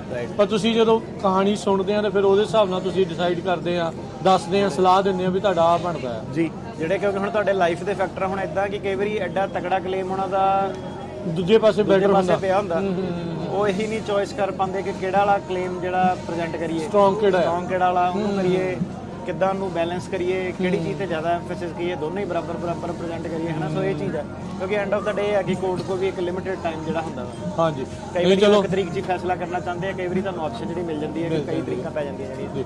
ਨਹੀਂ ਚਲੋ ਬਹੁਤ ਬਹੁਤ ਵਧਾਈ ਹੈ ਤੁਹਾਨੂੰ ਇੱਕ ਵਾਰੀ ਫੇਰ, ਤੇ ਜਿੰਨੇ ਵੀ ਸਾਡੇ ਸੁਣਨ ਵਾਲੇ ਦੇਖਣ ਵਾਲੇ ਆ, ਜਦੋਂ ਹੁਣ ਤੁਹਾਡੇ ਕੇਸ ਅਦਾਲਤ ਦੇ ਵਿੱਚ ਜਾਣੇ ਆ, ਜਿਹੜਾ ਆਰਕੇਕੇ ਦਾ ਪੈਕੇਟ ਰੀਲੋਕੇਸ਼ਨ ਵਾਲਾ ਪੈਕੇਟ ਆ, ਜੇ ਉਹ ਨਹੀਂ ਮਿਲਣਾ, ਉਹ ਢਿੱਲ ਪੈਣੀ ਆ, ਤਾਂ ਇਸ ਵਕੀਲ ਜਿਹੜੇ ਅਟਰਨੀ ਟੇਕਿਆਣਾ ਆ, ਇਹਨਾਂ ਦੀ ਟੀਮ ਦੀ ਬਦੌਲਤ ਇਹ ਸਾਰਾ ਕੁਝ ਜਿਹੜਾ ਉਹ ਹੋ ਰਿਹਾ ਆ। ਰੀਜ਼ਨ ਇਸ ਦੇ ਵਿੱਚ ਇਹੀ ਆ ਵੀ ਇਹਨਾਂ ਨੇ ਇੱਕ ਆਰਗੂਮੈਂਟ ਇਸ ਹਿਸਾਬ ਦੇ ਨਾਲ ਜਿਹੜੀ ਉਹ ਪੇਸ਼ ਕੀਤੀ ਵੀ ਤੁਹਾਡੇ ਲਈ ਜਿਹੜੀ ਇਸ ਦੀ ਜਿਹੜੀ ਉਹ ਮਦਦ ਹੋਵੇ। ਅਗਲੀ ਜਿਹੜੀ ਆਪਾਂ ਅਟਰਨੀ ਟੇਕਿਆਣਾ ਜੀ, ਇਸ ਤੋਂ ਅੱਗੇ ਜਦੋਂ ਵੱਧਦੇ ਜਾਈਏ, ਜਦੋਂ ਤੁਸੀਂ ਕਹਿੰਦੇ ਵੀ ਵਿੱਚ ਤੁਸੀਂ ਇੱਕ ਸ਼ਬਦ ਵਰਤਿਆ ਸੀਗਾ ਕੰਟਰੀ ਕੰਡੀਸ਼ਨਸ ਦਾ, ਇਸ ਮੌਕੇ ਅਮਰੀਕਾ ਦੇ ਵਿੱਚ ਟਰਾਂਸਨੈਸ਼ਨਲ ਰਿਪਰੈਸ਼ਨ ਦਾ ਮੁੱਦਾ, ਕੈਨੇਡਾ ਦੇ ਵਿੱਚ ਇਹ ਮੁੱਦਾ ਆ, ਇੰਡੀਅਨ ਜਿਹੜੀ ਸਰਕਾਰ ਆ ਜਿਹੜੀ ਕਿ ਉੱਥੇ ਪਰਸੀਕਿਊਟ ਕਰਦੀ ਰਹੀ ਸਿੱਖ ਐਕਟਿਵਿਸਟ ਨੂੰ, ਜਾਂ ਜਿਹੜੇ ਵੀ ਐਕਟਿਵਿਸਟ ਆ, ਇਕੱਲੇ ਸਿੱਖ ਹੀ ਨਹੀਂ, ਹੋਰ ਵੀ ਮਾਈਨੋਰਿਟੀ ਐਕਟਿਵਿਸਟ ਨੂੰ, ਉਹਨਾਂ ਦੇ ਪਿੱਛੇ ਆ ਰਹੀ ਹੈ, ਅਸੈਸੀਨੇਸ਼ਨਸ ਕਰ ਰਹੀ ਹੈ, ਅਸੈਸੀਨੇਸ਼ਨ ਕਰਵਾ ਰਹੀ ਆ। ਉੱਥੋਂ ਦੇ ਹੋਮ ਮਿਨਿਸਟਰਸ ਤੱਕ ਦਾ ਜਿਹੜਾ ਉਹ ਨਾਮ ਜਿਹੜਾ ਉਹ ਆ ਰਿਹਾ ਆ, ਕਿਉਂਕਿ ਪਾਰਟੀ ਦੇ ਉੱਤੇ ਕੋਈ ਵੀ ਹੋ ਸਕਦੀ ਆ, ਪਰ ਜਿਹੜੀ ਸਟੇਟ ਆ ਉਹ ਇੱਕ ਇਸ ਤਰੀਕੇ ਦੇ ਨਾਲ ਜਦੋਂ ਹੁਣ ਕੰਮ ਕਰ ਰਹੀ ਆ, ਇਹਦੇ ਨਾਲ ਜਿਨ੍ਹਾਂ ਦੇ ਹੁਣ ਇੱਥੇ ਕੇਸ ਚੱਲ ਰਹੇ ਆ ਜਾਂ ਜੋ ਹੈਗਾ ਆ, ਕੀ ਇਹ ਜਿਹੜੇ ਇਸ਼ੂਜ਼ ਆ ਜਾਂ ਇਹ ਜਿਹੜੀਆਂ ਰਿਪੋਰਟਸ ਆ, ਇਹ ਜਿਹੜੀਆਂ ਖਬਰਾਂ ਆ, ਚੇਂਜ ਕੰਟਰੀ ਕੰਡੀਸ਼ਨ ਦੀਆਂ ਬਣਦੀਆਂ? ਚੇਂਜ ਕੰਟਰੀ ਕੰਡੀਸ਼ਨਸ ਦੀ ਤਾਂ ਨਹੀਂ ਬਣਦੀ, ਕਿਉਂਕਿ ਇੱਕ ਤਾਂ ਐਕਸਟਰਾ ਜੁਡੀਸ਼ੀਅਲ ਜਿਹੜੀਆਂ ਮੈਟਰ ਹੈ ਕਿ ਉੱਥੇ ਟਰਫ ਤੇ ਨਹੀਂ ਹੈਗੀਆਂ, ਆਪਾਂ ਬਾਹਰਲੇ ਦੇਸ਼ਾਂ ਦੀ ਗੱਲ ਹਾਂਜੀ ਵੀ ਇੱਥੇ ਹਾਂ। ਸੋ ਆਫ ਕੋਰਸ ਇੱਕ ਕੰਟਰੀ ਕੰਡੀਸ਼ਨ ਜ਼ਰੂਰ ਚੱਲ ਜਾਂਦੀ ਹੈ ਕਿ ਆ ਵੀ ਇੱਕ ਇਦਾਂ ਦੀ ਚੀਜ਼ ਹੈ, ਤੇ ਉਹਦੇ ਵਿੱਚ ਕਈ ਵਾਰੀ ਜਿਹੜੇ ਜੱਜ ਹੁੰਦੇ ਉਹ ਵੀ ਨਿਊਟਰਲ ਦੇਖਦੇ ਆ। ਠੀਕ ਹੈ। ਤੇ ਜਿਹੜਾ ਅਦਾਲਤ ਆ ਉਹ ਚੱਲਦੀ ਆ ਸਬੂਤਾਂ ਦੇ ਬੇਸ ਤੇ। ਸੋ ਉਹਦੇ ਵਿੱਚ ਇਹ ਹੈ ਕਿ ਕਿਹੜੀ ਚੀਜ਼ ਇੱਕ ਐਲੀਗੇਸ਼ਨ ਹੈ, ਕਿਹੜੀ ਚੀਜ਼ ਜਿਹੜੀ ਪ੍ਰੂਵ ਹੋ ਗਈ ਹੈ। ਸੋ ਕੋਰਟ ਦੇ ਜਿਹੜੇ ਜੱਜ ਆ ਉਹਨੂੰ ਵੇਟ ਕਿੰਨਾ ਦੇਣਾ, ਕਿਹੜੀ ਚੀਜ਼ ਨੂੰ ਕਿੰਨਾ ਵੇਟ ਦੇਣਾ, ਇਹ ਟ੍ਰਾਇਲ ਆਫ ਫੈਕਟ ਜਿਹੜਾ ਜੱਜ ਹੁੰਦਾ ਉਹਨੇ ਡਿਸਾਈਡ ਕਰਨਾ ਕਿ ਕਿੰਨਾ ਵੇਟ ਦੇਣਾ। ਹੁਣ ਜਿੱਦਾਂ ਐਫੀਡੇਵਿਟ ਆ, ਜੱਜ ਨੇ ਕਹਿ ਦੇਣਾ ਕਿ ਗਵਾਹ ਪੇਸ਼ ਹੋਊਗੇ ਕਿ ਨਹੀਂ ਹੋਊਗੇ, ਜਿਹੜੇ ਐਫੀਡੇਵਿਟ ਤੁਹਾਡੇ ਲਿਖ ਕੇ ਦੇ ਰਹੇ ਆ। ਜੇ ਤਾਂ ਪੇਸ਼ ਹੋਊਗੇ ਫਿਰ ਉਹਨੂੰ ਫੁੱਲ ਵੇਟ ਦੇਣਾ, ਕਿਉਂਕਿ ਸਰਕਾਰ ਨੂੰ ਆਪਸ਼ਨ ਹੈਗੀ ਉਹਨੂੰ ਕ੍ਰਾਸ ਐਗਜ਼ਾਮਿਨ ਕਰਨ ਦੀ। ਉਹਦਾ ਹੁਣ 10 ਆਊਟ ਆਫ 10 ਵੇਟ ਹੁੰਦਾ। ਠੀਕ ਹੈ। ਜੇ ਬੰਦਾ ਕਹੇ ਨਹੀਂ ਮੈਂ ਪੇਸ਼ ਕਰਨੇ, ਫਿਰ ਉਹਦਾ ਲਿਮਿਟਿਡ ਵੇਟ ਹੋਣਾ। ਹੁਣ ਜਦੋਂ ਗੱਲ ਆ ਗਈ ਲਿਮਿਟਿਡ ਵੇਟ ਦੀ, ਲਿਮਿਟਿਡ ਵੇਟ ਦਾ ਮਤਲਬ ਕੀ ਹੁੰਦਾ? ਕੀ ਉਹਦਾ ਮਤਲਬ ਹੁੰਦਾ ਕਿ 10 ਆਊਟ ਆਫ 5 ਆਊਟ ਆਫ 10 ਦੇਣਾ ਕਿ 1 ਆਊਟ ਆਫ 10 ਦੇਣਾ? ਓਕੇ। ਉਹ ਜੱਜ ਦੇ ਉੱਤੇ ਡਿਪੈਂਡ ਕਰਦਾ, ਕਿਹੜੀ ਚੀਜ਼ ਤੇ ਡਿਪੈਂਡ ਕਰਦਾ? Totality of circumstances. ਕਿ ਕੇਸ ਦੇ ਵਿੱਚ ਟੋਟੈਲਿਟੀ ਆਫ ਸਰਕਮਸਟੈਂਸਸ ਕੀ ਆ, ਕਿ ਬੰਦਾ ਕੌਣ ਆ, ਜਿਹੜੇ ਲੈਵਲ ਦਾ ਪਾਰਟਿਸਿਪੈਂਟ ਸੀਗਾ, ਕੀ ਇਹ ਕਹਿ ਰਿਹਾ, ਜਿਹੜੀ ਨਿਊਜ਼ ਸਮਗਰੀ ਦੀ ਆਪਾਂ ਗੱਲ ਕਰ ਰਹੇ ਆ ਜਾਂ ਜਿਹੜੇ ਆਰਟੀਕਲ ਸਬਮਿਟ ਕੀਤੇ ਇਹਦੇ ਨਾਲ ਇਹਦਾ ਕੀ ਲਿੰਕ ਹੈਗਾ। ਠੀਕ ਹੈ। ਕਿ ਇਹਨੂੰ ਆਪਾਂ ਵੇਟ ਕਿੱਦਾਂ ਦੇਣਾ? ਐਦਾਂ ਨਹੀਂ ਹੋਣਾ ਕਿ ਕਿਤੇ ਕੈਨੇਡਾ ਦੇ ਵਿੱਚ, ਯੂਕੇ ਦੇ ਵਿੱਚ ਕੋਈ ਚੀਜ਼ ਹੋ ਰਹੀ ਆ ਤੇ ਬੰਦਾ ਦਾ ਆਟੋਮੈਟਿਕ ਤੁਹਾਡਾ ਕੇਸ ਜਿਹੜਾ ਗ੍ਰਾਂਟ ਹੋ ਜਾਣਾ। ਇੰਟਰਨਲ ਰੀਲੋਕੇਸ਼ਨ ਦੀ ਹੁਣ ਜਿਹੜੀ ਆਰਗੂਮੈਂਟ ਸੀਗੀ, ਟੈਕਨੀਕਲੀ ਜਿਹੜਾ ਕੇਸ ਸੀਗਾ ਉਹ ਹੋਰ ਹੋ ਗਈ, ਕਿ ਬੰਦਾ ਆਪਣੀ ਐਕਟੀਵਿਟੀ ਕਰ ਸਕਦਾ ਕਿ ਨਹੀਂ ਕਰ ਸਕਦਾ, ਉਹ ਜ਼ਿਆਦਾ ਸਟਰੋਂਗ ਆਰਗੂਮੈਂਟ। ਇਹ ਇੱਕ ਕੰਟਰੀ ਕੰਡੀਸ਼ਨ ਜਿਹੜੀ ਆ ਗਈ ਆ। ਹੁਣ ਜਿਹੜਾ ਕੀ ਸੀਗਾ ਆਫ ਕੋਰਸ ਜਿਹੜੇ ਕੋਈ ਵੀ ਜਿਹੜੇ ਮੁੱਦੇ ਆ ਰਾਈਟ, ਉਹ ਮੁੱਦੇ ਟਾਈਮ ਟੂ ਟਾਈਮ ਦੇ ਨਾਲ ਤੁਸੀਂ ਕਹਿ ਲਓ ਕਿ ਹੋਰ ਜ਼ਿਆਦਾ ਸੋਸ਼ਲ ਮੀਡੀਆ ਤੇ ਜ਼ਿਆਦਾ ਉਹਨਾਂ ਬਾਰੇ ਚਰਚਾ ਕੀਤੀ ਜਾਂਦੀ ਹੈ ਟਾਈਮ ਟੂ ਟਾਈਮ। ਕਈ ਵਾਰੀ ਕੋਈ ਹੋਰ ਮੁੱਦਾ ਆ ਜਾਂਦਾ, ਠੀਕ ਹੈ, ਕਈ ਵਾਰੀ ਬੰਦਾ ਦਿਨ ਤਿਉਹਾਰ ਦੀਆਂ ਗੱਲਾਂ ਚੱਲਦੀਆਂ ਹੁੰਦੀਆਂ ਟੀਵੀ ਤੇ, ਕਈ ਵਾਰੀ ਇਲੈਕਸ਼ਨ ਦੀਆਂ ਚੱਲਦੀਆਂ ਹੁੰਦੀਆਂ, ਕਈ ਵਾਰੀ ਆਪਣਾ ਨੈਚੁਰਲ ਕਲੈਮਿਟੀਜ਼ ਦੀ ਗੱਲ ਆ ਗਈ। ਜਿਹੜੀ ਤੁਹਾਡੀ ਤਰੀਕ ਆ ਉਹ ਜਿਹੜਾ ਅੱਜ ਬੰਦਾ ਕੇਸ ਲਾ ਰਿਹਾ ਰਾਈਟ, ਕਿ ਅੱਜ ਇਹ ਚੱਲ ਰਿਹਾ 2024 ਚ ਆਪਾਂ ਇਹ ਗੱਲ ਕਰ ਰਹੇ ਹਾਂ। ਕੇਸ ਜਿਹੜੇ ਹੈਗੇ ਬੰਦੇ ਨੇ 2027 ਦੇ ਵਿੱਚ ਜਿਹੜੇ ਅੱਜ ਬੰਦਾ ਟੱਪ ਰਿਹਾ 2027 28 ਉਹਦੇ ਵਿੱਚ ਚੱਲਦੇ ਪਏ ਆ। ਉਹਦੀ ਸ਼ਾਇਦ ਉਦੋਂ ਵੀ ਤਰੀਕ ਨਾ ਪਵੇ 3 ਸਾਲ ਹੋ, ਤੁਸੀਂ ਕਹ ਲਓ ਕਿ ਬੜੀ ਉਦੋਂ ਕੰਡੀਸ਼ਨ ਪਤਾ ਨਹੀਂ ਕਿੱਦਾਂ ਦੀਆਂ ਹੋਣ। ਨਾਰਮਲ ਜੀ ਗੱਲ ਆ ਕਿ ਚੱਕ ਕੇ ਉਹ 3 ਸਾਲ ਤੁਸੀਂ ਸੁਣਿਆ ਹੋਣਾ ਕਿ ਅੱਗੇ ਪੋਸਟਪੋਨ ਹੋ ਜਾਂਦੇ ਆ। ਹਾਂਜੀ। ਸੋ ਜਿਹੜੀ ਹੁਣ ਹੋਣੀ ਆ ਤਰੀਕ ਉਹ ਹੋਣੀ ਆ 2030 ਦੇ ਵਿੱਚ ਜੀ। ਆਪਾਂ ਅੱਜ ਗੱਲ ਕਰ ਰਹੇ ਆ 2030 ਵਾਲੀ। ਸਰਕਾਰਾਂ ਕਿੱਦਾਂ ਚੇਂਜ ਹੋਣੀਆਂ, ਪੂਰੇ ਦਾ ਇਮੀਗ੍ਰੇਸ਼ਨ ਢਾਂਚਾ ਜਿਹੜਾ ਕੀ ਹੋਣਾ, ਹੋਰ ਉਹਦੇ ਵਿੱਚ ਕਿੰਨੀਆਂ ਚੀਜ਼ਾਂ ਜਿਹੜੀਆਂ ਚੇਂਜ ਹੋ ਜਾਣਾ ਉਦੋਂ ਤੱਕ। ਫੋਰ ਐਗਜ਼ਾਮਪਲ ਜਿਹੜੇ ਕਿਸਾਨੀ ਅੰਦੋਲਨ ਦੇ ਵਿੱਚ ਉੱਥੇ ਸੀਗੇ ਇੰਡੀਆ ਦੇ ਵਿੱਚ, ਉਹ ਆਏ, ਉਹਨਾਂ ਦੀਆਂ ਤਰੀਕਾਂ ਜੇ ਨਹੀਂ ਪਈਆਂ। ਜਿਹੜੇ ਪਹਿਲਾਂ ਉਰੇ ਸੀਗੇ ਉਹਨਾਂ ਦੀਆਂ ਤਰੀਕਾਂ ਪੈ ਗਈਆਂ ਉਦੋਂ ਜਦੋਂ ਕਿਸਾਨੀ ਅੰਦੋਲਨ ਜਿਹੜਾ ਚੱਲ ਰਿਹਾ ਸੀਗਾ। ਹੋ ਸਕਦਾ ਕਿ ਇੱਧਰ ਵਾਲਿਆਂ ਦਾ ਉਹਨਾਂ ਨਾਲ ਕੋਈ ਲੈਣਾ ਦੇਣਾ ਨਹੀਂ ਸੀਗਾ, ਉਹਨਾਂ ਦਾ ਸਿਰਫ ਇੰਨਾ ਲੈਣਾ ਦੇਣਾ ਸੀਗਾ ਕਿ ਉਹਨਾਂ ਨੇ ਕੋਈ ਫਾਈਨੈਂਸ਼ੀਅਲ ਕੰਟਰੀਬਿਊਸ਼ਨ ਕੀਤੀ ਹੈ। ਠੀਕ ਹੈ। ਉਦੋਂ ਜਿਹੜੀ ਗਵਰਨਮੈਂਟ ਸੀਗੀ ਬੜੀ ਟਾਈਟ ਸੀਗੀ ਇੰਡੀਆ 'ਚ ਕਿਸਾਨਾਂ ਦੇ ਉੱਤੇ, ਅੰਦੋਲਨਾਂ ਤੇ। ਕਾਫੀ ਜਿਹੜੇ ਆਪਣੇ ਖਾਲਸਾ ਕਾਫੀ ਜਿਹੜੇ ਲੋਕੀ ਸੀਗੇ ਜਿਹੜੇ ਨਾਰਮਲੀ ਨਿਊਟਰਲ ਬੰਦੇ ਸੀਗੇ, ਪੋਲੀਟੀਕਲ ਫਿਗਰ ਵੀ ਨਹੀਂ ਸੀਗੇ, ਉਹਨਾਂ ਦੇ ਇਵਨ ਤੁਸੀਂ ਕਹ ਲਓ ਕਿ ਸੋਸ਼ਲ ਮੀਡੀਆ ਦੇ ਅਕਾਊਂਟ ਵੀ ਬੈਨ ਕੀਤੇ ਸੀਗੇ ਰਾਈਟ, ਇੰਟਰਨੈਟ ਬੈਨ, ਇਹ ਸਾਰਾ ਕੁਝ ਸੀਗਾ। ਸੋ ਹੁਣ ਕੀ ਸੀਗਾ ਉਹਦਾ ਸਾਰਾ ਜਿਹੜੇ ਜੱਜ ਸਾਹਿਬ ਸੁਣਦੇ ਇੱਥੇ ਉੱਤੇ ਇੱਕ ਇਮੋਸ਼ਨਲ ਇਫੈਕਟ ਹੈ ਕਿ ਅੱਛਾ ਯਾਰ ਇੰਟਰਨੈਟ ਇਹਨਾਂ ਨੇ ਕਿਉਂ ਬੈਨ ਕੀਤਾ, ਇਦਾਂ ਕਿਉਂ ਕੀਤਾ, ਕਿਉਂ ਕੀਤਾ, ਹੈ ਨਾ। ਜਿਹੜਾ ਬੰਦਾ ਹੁਣ ਤਰੀਕ ਭੁਗਤਣ ਗਿਆ, ਜਿਹਨੇ ਭਾਵੇਂ ਸਿਰਫ $20 ਦਿੱਤੇ ਆ ਕਿਸਾਨੀ ਅੰਦੋਲਨ 'ਚ, ਪਰ ਉਹਦੇ ਕੇਸ 'ਚ ਉਹ ਚੀਜ਼ ਦਾ ਬੈਨੀਫਿਟ ਹੋਊਗਾ। ਪਰ ਜਿਹੜਾ ਹੁਣ ਐਕਚੁਅਲ ਦੇ ਵਿੱਚ ਫਰੰਟ ਲਾਈਨ ਤੇ ਕਰਕੇ ਆਇਆ, ਪਰ ਉਹ ਹੁਣ ਵਾਪਸ ਆ ਗਿਆ। ਮੰਨ ਲਓ ਕਿ 2030 ਤੱਕ ਸਰਕਾਰ ਕਹੇ ਕਿ ਆਪਾਂ ਤਾਂ ਬਿੱਲ ਵੀ ਵਾਪਸ ਲੈ ਲਏ, ਜਿਹੜਾ MSP ਸੀਗਾ ਆਪਾਂ ਦੇ ਦਿੰਨੇ ਆ ਇਹਨਾਂ ਨੂੰ, ਕਰ ਲੈਂਦੇ ਆ, ਤੇ ਕਿਸਾਨ ਯੂਨੀਅਨ ਵੱਲੋਂ ਆ ਜਾਵੇ ਕਿ ਲੈ ਵੀ ਆਪਾਂ ਨੂੰ ਮਨਜ਼ੂਰ ਆ, ਨਵੀਂ ਸਰਕਾਰ ਆ ਗਈ, ਉਹਨਾਂ ਨੇ ਕੰਪਰੋਮਾਈਜ਼ ਕਰ ਲਿਆ। ਸੋ ਜਿਹੜੀਆਂ ਚੀਜ਼ਾਂ ਹੁੰਦੀਆਂ ਨੇ ਬਣਦੀਆਂ ਵਿਗੜਦੀਆਂ ਜਿਹੜੀਆਂ ਰਹਿੰਦੀਆਂ ਸਿਆਸੀ, ਜਿਹੜਾ ਉਹ ਉਹਨਾਂ ਨੇ ਇਹ ਕਿਹਾ ਕਿ ਜਦੋਂ ਜਦ ਤੱਕ ਤੁਹਾਡਾ ਗ੍ਰੀਨ ਕਾਰਡ ਨਹੀਂ ਨਾ ਹੁਣ ਜਿਹੜਾ ਆਂਦਾ, ਸਰਕਾਰ ਤੁਹਾਡਾ ਜਿਹੜਾ ਕੇਸ ਆ ਉਹਨੂੰ ਕਦੇ ਵੀ ਰੀਓਪਨ ਕਰ ਸਕਦੀ ਹੈ, ਇਹ ਕਹਿ ਕੇ ਚੇਂਜ ਇਨ ਕੰਟਰੀ ਕੰਡੀਸ਼ਨ ਹੋ ਗਏ। ਮਤਲਬ ਤੁਹਾਡੇ ਫੇਵਰ ਵਾਲੇ ਵੀ ਕੰਟਰੀ, ਫੇਵਰ ਵਾਲੇ ਨਹੀਂ, ਮਤਲਬ ਹੁਣ ਜੇ ਲੋਕਾਂ ਨਾਲ ਮਾੜਾ ਹੁੰਦਾ ਕਿਸੇ ਦੇ ਫੇਵਰ ਵਾਲੀ ਗੱਲ ਨਹੀਂ ਹੁੰਦੀ, ਉਹ ਕੇਸ ਦੇ ਵਿੱਚ ਇੱਕ ਲੈਵਲ ਦਾ ਪ੍ਰਭਾਵ ਜਿਹੜਾ ਤੁਹਾਡਾ ਪਾ ਸਕਦੇ ਆ। ਪਰ ਜੇ ਤੁਹਾਡੇ ਹੁਣ ਬਹੁਤ ਸ਼ਾਂਤਮਈ ਜਿਹੜਾ ਟਾਈਮ ਜੇ ਆ ਜਾਵੇ, ਠੀਕ ਆ, ਉਹ ਵਾਲੇ ਜਿਹੜੇ ਕੰਟਰੀ ਕੰਡੀਸ਼ਨ ਉਹ ਲੋਕਾਂ ਲਈ ਬੜੇ ਫੇਵਰੇਬਲ ਆ। ਪਰ ਜਿਹੜਾ ਇਹ ਬੰਦਾ ਵਾ ਉਹਨੂੰ ਕਹਿੰਦੇ ਕਿ ਤੂੰ ਹੁਣ ਆਪਣੀ ਕੰਟਰੀ 'ਚ ਵਾਪਸ ਜਾ ਕੇ ਜਿਹੜਾ ਰਹਿ ਸਕਦਾ। ਸੋ ਅਗੇਨ ਜਿਹੜਾ ਇਹਦਾ ਆਨਸਰ ਇਹ ਹੈ ਕਿ ਟੋਟੈਲਿਟੀ ਆਫ ਸਰਕਮਸਟੈਂਸਿਸ, ਕਿ ਆਪਾਂ ਇਹ ਵੇਖਣਾ ਕਿ ਬੰਦਾ ਕੌਣ ਆ। ਸਾਡੇ ਕੋਲ ਇਦਾਂ ਦੇ ਬੰਦੇ ਵੀ ਹੈਗੇ ਜਿਹੜੇ ਖੁਦ ਮੇਜਰ ਪੋਲੀਟੀਕਲ ਪਾਰਟੀਆਂ ਨੂੰ ਬਿਲੋਂਗ ਕਰਦੇ ਸੀਗੇ, ਉਹਨਾਂ ਨੂੰ ਟਾਰਗੇਟ ਕੀਤਾ ਗਿਆ ਖੁਦ ਦੀ ਪਾਰਟੀ ਵੱਲੋਂ ਹੀ। ਅੱਛਾ, ਤੁਹਾਨੂੰ ਜਿਹੜਾ ਕਨਵਿੰਸ ਕਰਨਾ ਕਿ ਰੀਜ਼ਨ ਕੀ ਸੀਗੇ ਟਾਰਗੇਟ ਕਰਨ ਦੇ, ਕੀ ਉਹ ਸਿਆਸੀ ਰੀਜ਼ਨ ਸੀਗੇ ਕਿ ਨਹੀਂ ਸੀਗੇ। ਜਿਹੜਾ ਅਮਰੀਕਨ ਲਾਅ ਕਿਸੇ ਦੀ ਸਾਈਡ ਨਹੀਂ ਲੈਂਦਾ, ਉਹਨੇ ਦੇਖਣਾ ਕਿ ਬੰਦੇ ਦਾ ਪੋਲੀਟੀਕਲ ਓਪੀਨੀਅਨ ਕੀ ਹੈਗਾ, ਸਹੀ ਆ ਕਿ ਗਲਤ ਹੈ, ਕੀ ਆ, ਉਹ ਵਾਲੀ ਮੋਰੈਲਿਟੀ 'ਚ ਨਹੀਂ ਉਹਨੇ ਪੈਣਾ। ਬੰਦੇ ਦਾ ਧਰਮ ਕੀ, ਉਹਨੇ ਇਹ ਨਹੀਂ ਪਾਣਾ ਕਿ ਕਿਹੜਾ ਧਰਮ ਸਹੀ ਹੈ, ਸਬੂਤਾਂ ਦੇ ਹਿਸਾਬ ਨਾਲ ਚੱਲਣਾ ਉਹਨੇ ਦੇਖਣਾ ਹੈ ਕਿ ਐਵੀਡੈਂਸ। ਸਾਰਿਆਂ ਨੂੰ ਇਕੁਅਲ ਪ੍ਰੋਟੈਕਸ਼ਨ ਜਿਹੜੀ ਦਿੱਤੀ ਹੈ। ਹੁਣ ਮੰਨ ਲਓ ਕਿ ਨੈਕਸਸ ਆ ਗਿਆ, ਪੋਲੀਟੀਕਲ ਓਪੀਨੀਅਨ ਜਿਹੜਾ ਆ ਗਿਆ, ਤੁਹਾਡੀ ਖੁਦ ਦੀ ਪਾਰਟੀ ਭਾਵੇਂ ਪਾਵਰ ਹਾਰਦੀ ਆ ਤਾਂ ਤੁਹਾਨੂੰ ਪ੍ਰੋਬਲਮ ਆਉਂਦੀ ਆ, ਭਾਵੇਂ ਤੁਹਾਡੀ ਖੁਦ ਦੀ ਪਾਰਟੀ ਜਿੱਤਦੀ ਆ ਤੁਹਾਨੂੰ ਇੰਟਰਨਲੀ ਪ੍ਰੋਬਲਮ ਆਉਂਦੀ ਆ, ਤੁਹਾਡਾ ਉਹਦੇ ਬੇਸ ਤੇ ਵੀ ਜਿਹੜਾ ਅਸਾਈਲਮ ਜਿਹੜਾ ਬਣ ਸਕਦਾ। ਸੋ ਅਗੇਨ ਉਹਨਾਂ ਨੇ ਇਹ ਦੇਖਣਾ ਸਾਰਾ ਕਿ ਬੰਦਾ ਕਹਿ ਕੀ ਰਿਹਾ ਸਾਰਾ।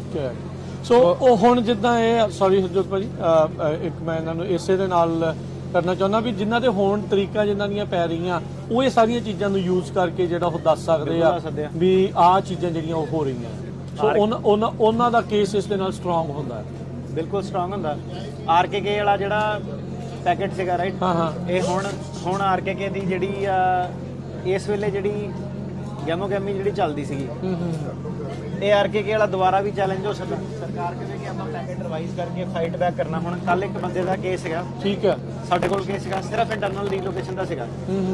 9th ਸਰਕਟ ਨੇ ਉਹ ਵਾਪਸ ਭੇਜਤਾ ਥੱਲੇ, BIA ਦੇ ਰਿਮਾਂਡ ਕਰਤਾ। ਓਕੇ, ਇੰਟਰਨਲ ਰੀਲੋਕੇਸ਼ਨ ਦੇ ਮੁੱਦੇ ਦੇ ਉੱਤੇ ਉਹ ਬੰਦੇ ਨਾਲ ਉਹਨੇ ਮੇਰੇ ਨਾਲ ਕਾਲ ਬਣਾਈ, ਕੀ ਕਹਿੰਦਾ ਕੀ ਗੱਲਬਾਤ ਆ ਕਿ ਮੈਂ ਕਿੰਨਾ ਹੁਣ ਦੁਬਾਰਾ ਹਾਇਰ ਕਰਨਾ ਪੈਣਾ, ਕਿੱਦਾਂ ਮੈਂ ਸਮਝਾਇਆ ਕਿ ਤੇਰੀ ਜਿਹੜੀ ਫਾਈਟ ਹੈ ਨਾ ਇਹ ਬਹੁਤ ਵੱਡੀ ਹੁਣ ਹੋ ਗਈ ਹੈ, ਇਹ ਤੇਰੇ ਤੱਕ ਨਹੀਂ ਸੀਮਿਤ ਰਹੀ। ਮੈਂ ਕਿਹਾ ਹੁਣ ਇਹਦਾ ਇਦਾਂ ਕਿ ਇਹ BIA ਕੋਈ ਆਉਣਾ ਵਾਸ਼ਿੰਗਟਨ DC ਤੋਂ, ਦੋ ਚੀਜ਼ਾਂ ਹੋ ਸਕਦੀਆਂ। ਮੈਂ ਕਿਹਾ ਯਾਦ ਹੋਊਗਾ ਕਿ 9th ਸਰਕਟ ਨੇ ਸਹੀ ਕਿਹਾ ਵਾ, ਸਰਕਾਰ ਕਹੇ ਆਪਾਂ ਫਾਈਟ ਬੈਕ ਨਹੀਂ ਕਰਨਾ, ਵਾਪਸ ਜੱਜ ਕੋ ਭੇਜੋਗੇ, ਤੇਰੇ ਕੇਸ ਤੇ ਉਹ ਜਿਤਾ ਦੋਗੇ।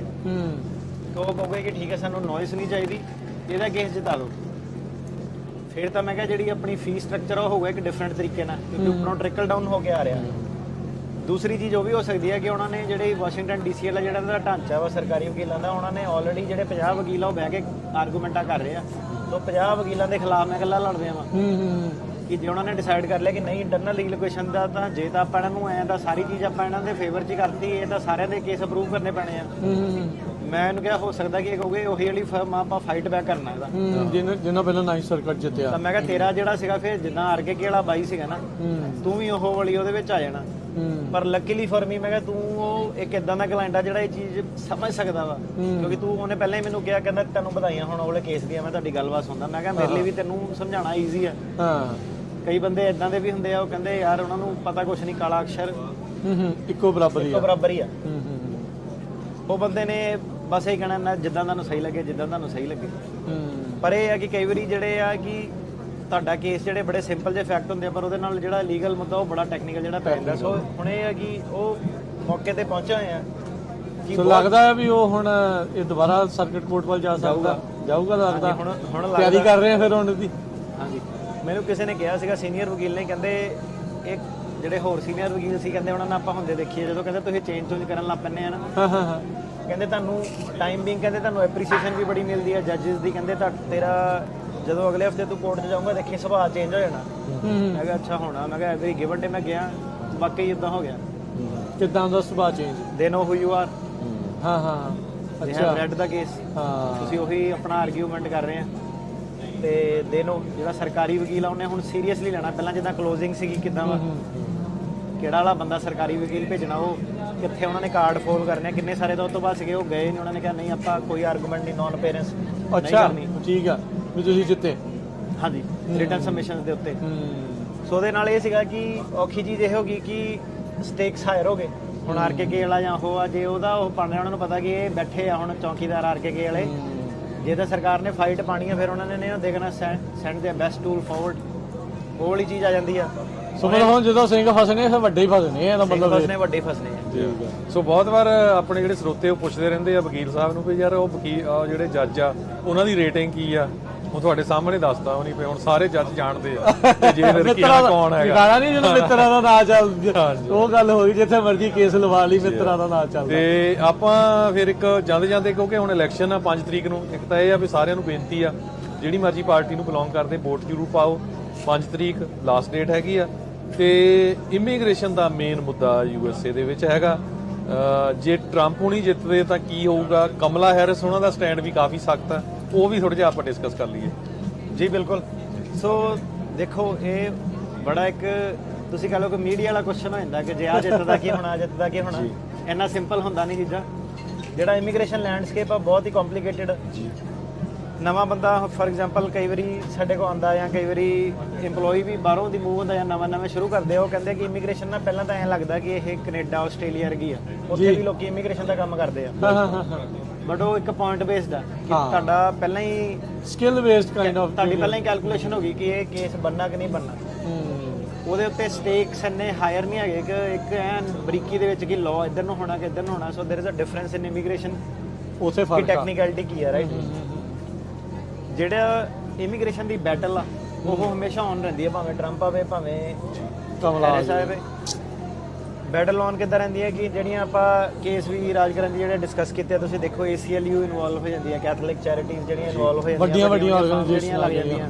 ਸਹੀ ਗੱਲ। ਸਾਡਾ ਜਦੋਂ ਕੇਸ ਚੱਲਦੇ ਸੀ ਨਾ, ਕਈ ਵਾਰੀ ਸਾਨੂੰ ਉਹ ਅਪਰੋਚ ਕਰਦੇ ਆ ਨਾਨ ਪ੍ਰੋਫਿਟ ਵਾਲੇ ਕਿ ਇਹ ਵਾਲੇ ਕੇਸ 'ਚ ਆਪਾਂ ਤੁਹਾਡੇ ਨਾਲ ਕੋਲੈਬੋਰੇਸ਼ਨ ਕਰਨ ਲਈ ਸਹਿਮਤ ਹੈਗੇ ਆ। ਅੱਛਾ। ਤੇ ਮੈਂ ਜਦੋਂ ਨਵਾਂ ਸੀ, ਮੈਂ ਉਹਦੇ ਮਜ਼ਾਕ ਮੈਂ ਕਿਹਾ ਅੱਛਾ ਤੁਸੀਂ ਕਿੰਨੇ ਪੈਸੇ ਲੈਣੇ ਕਿ ਢਾਂਚਾ ਜਿਹੜਾ ਕੇਸ ਬੜਾ ਕੰਪਲਿਕੇਟ ਜਿਹਾ ਹੋਈ ਜਾ ਰਿਹਾ। ਤੇ ਕਹਿੰਦੇ ਪੈਸੇ ਪੂਸੇ ਨਹੀਂ, ਸਾਡੇ ਵੱਲੋਂ ਫ੍ਰੀ ਆ। ਅੱਛਾ। ਕਿ ਆਪਾਂ ਐਡਵੋਕੇਸੀ ਆਰਗੇਨਾਈਜੇਸ਼ਨ ਆ ਕਿ ਤੁਹਾਡੀ ਫਰਮ ਦੇ ਨਾਲ ਕੋਲੈਬੋਰੇਟ ਕਰਨਾ ਕਿ ਇਹ ਮੁੱਦਾ ਸਾਨੂੰ ਇੰਪੋਰਟੈਂਟ ਆ। ਤੇ ਕਾਫੀ ਜਿਹੜੇ ਤਕੜੇ ਕੌਰ ਵਰਸਸ ਕਾਫੀ ਸਾਰੇ ਜਿਹੜੇ ਕੇਸ ਸੀਗੇ ਇਦਾਂ ਦੇ BIA 'ਚ ਜਿਹੜੀਆਂ ਲੱਤਾਂ ਫਸਾਈਆਂ ਹੋਈਆਂ ਸੀਗੀਆਂ ਆਪਾਂ। ਠੀਕ ਆ। ਉਹਦੇ ਵਿੱਚ ਕਈ ਵਾਰੀ ਹੁੰਦਾ ਕਿ ਅੱਛਾ ਅਨਫੋਰਚੂਨੇਟਲੀ ਆਪਾਂ ਨਹੀਂ ਤੁਹਾਡੀ ਹੈਲਪ ਕਰ ਸਕਦੇ। ਕਿਉਂਕਿ ਸਾਡੇ end of the day resources ਜਿਹੜੇ ਆ ਲਿਮਿਟਿਡ। ਆਪਾਂ ਦੇਖਣਾ ਕਿ ਕਿਹੜੇ ਕੇਸ ਦੇ ਵਿੱਚ ਆਪਾਂ ਹੈਲਪ ਕਰਨੀ ਹੈ, ਕਿੱਥੇ ਕਰਨਾ। ਤੇ ਆਪਣੇ ਉਹਦੇ ਵਿੱਚ ਆਪਾਂ ਜਿਹੜਾ ਨਾ ਸਾਨੂੰ ਸੰਤੁਸ਼ਟੀ ਉਹਦੇ ਵਿੱਚ ਹੁਣ ਉਹਦੇ 'ਚ ਕੋਈ ਇਹਦੇ ਵਿੱਚ ਨਹੀਂ ਹੁਣ ਸੈਟੀਸਫੈਕਸ਼ਨ ਕਿ ਮੇਰੇ ਸੋਸ਼ਲ ਮੀਡੀਆ ਤੇ ਸਬਸਕ੍ਰਾਈਬਰ ਕਿੰਨੇ ਆ, ਡਜ਼ ਨਾਟ ਮੈਟਰ ਕਿੰਨੇ ਮੇਰੀ ਗੱਲ ਸੁਣ ਰਹੇ ਆ। ਕਿ ਕਹਿ ਲਓ ਕਿ ਉਹ ਜਿਹੜਾ ਇੱਕ ਹਰੇਕ ਚੀਜ਼ ਦਾ ਇੱਕ ਟਾਈਮ ਹੁੰਦਾ। ਹੁਣ ਜਿਹੜਾ ਚੀਜ਼ ਦਾ ਨਜ਼ਾਰਾ ਇਸ ਇਮੀਗ੍ਰੇਸ਼ਨ ਪ੍ਰੈਕਟਿਸ 'ਚ ਇਹ ਆ ਰਿਹਾ ਕਿ ਮੈਂ ਜਿਹੜੇ ਇਦਾਂ ਦੇ ਦਰਵਾਜ਼ੇ ਜਦੋਂ ਹੁਣ ਬੰਦਾ ਉਹ ਪੁੱਛਦਾ, ਮੈਂ ਕਿਹਾ ਚੱਲ ਆਪਣੇ ਹੁਣ ਨਾ ਕੇਸ ਜਿਹੜੇ ਮੁੱਦੇ ਉਹਦੇ ਲੈਵਲ ਤੇ ਆਉਣ ਲੱਗ ਪਏ ਕਿ these organisations they are interested ਨਾਲ ਤਾਂ ਕੋਲੈਬੋਰੇਸ਼ਨ ਬਾਰ-ਬਾਰ ਪੁੱਛ ਰਹੇ ਚੱਲ ਹੋ ਨਹੀਂ ਪਾ ਰਹੀ, ਪਰ ਮੈਟਰ ਆਫ ਟਾਈਮ ਉਹ ਜਿਹੜਾ ਹੈਗਾ ਗੱਲਾਂ ਹੁਣ ਕਈ ਬੰਦੇ ਕਹਿੰਦੇ ਆ ਕਿ ਮੇਰਾ ਸੁਪਨਾ ਜੀ ਮੈਂ ਸੁਪਰੀਮ ਕੋਰਟ ਜਾਊਂਗਾ, ਇਦਾਂ ਜਾਊਂਗਾ, ਨਹੀਂ ਹੋ ਪਾਉਂਦਾ, ਸਾਰੀ ਉਮਰ ਜਿਹੜੀ ਨਿਕਲ ਜਾਂਦੀ ਆ, ਬੰਦਾ ਕੋਈ ਚਾਂਸ ਨਹੀਂ ਮਿਲਦਾ ਇਦਾਂ ਦਾ।